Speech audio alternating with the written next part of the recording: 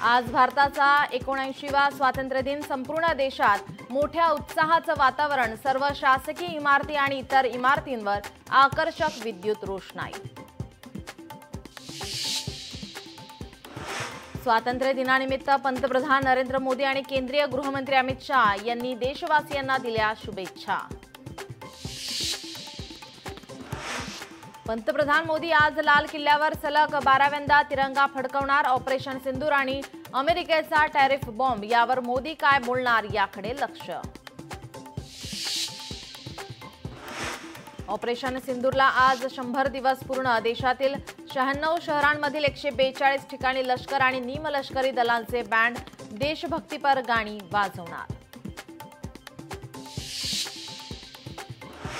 Operation सिंदूरमधल्या हवाई दलाच्या 36 जवानांना शौर्य पुरस्कार।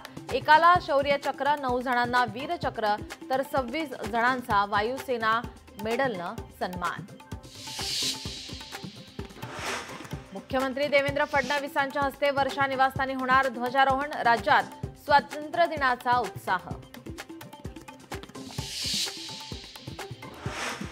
स्वातंत्र्य दिनानिमित्त संपूर्ण देशात मोठ्या उत्साहाचं वातावरण। याच निमित्ताने स्वातंत्र्य दिनाच्या मंत्रालय, मुंबई पालिका मुख्यालय, छत्रपती शिवाजी महाराज टर्मिनस या ठिकाणी तिरंगी विद्युत रोषणाई। ठाण्याच्या गडकरी रंगायतांचा आज स्वातंत्र्य दिनी उघडणार पडदा।